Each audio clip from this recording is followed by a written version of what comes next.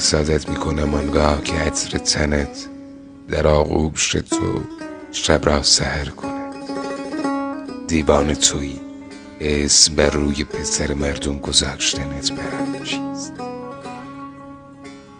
من به آینه که چشمان تو را می ستاید حسادت می کنم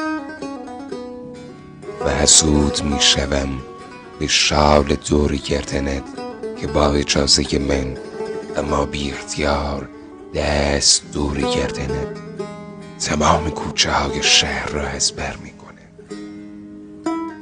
نکند خندت را از من دریغ کند وجود تو که چون این حسودی دق می کنه به چال گونه که همیشه برای توست. عذر مرا پذیرا باشید بانو، اشتباه قلم بود، همیشه برای من است.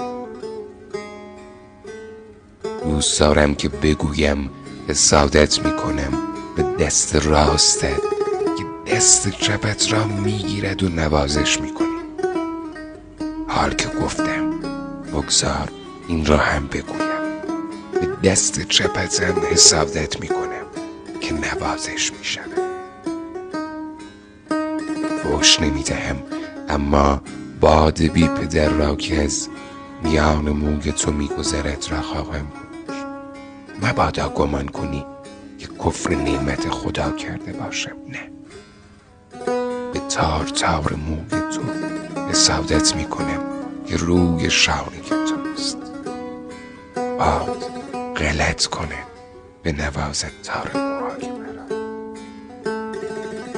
خورشید را چگونه فوش ندهم که بی اجازه روی گونه‌ات مهمان می شود و جای بوسه های مرا داغ می کند. صبر کن، حسن نمی خواهم. برای چه سایه به دنبال تو میاد؟ آری، حالا که این گونه شد بگذار دوباره بگویم که حسادت می کنم به خودم که برای من تاوانش به پای تو.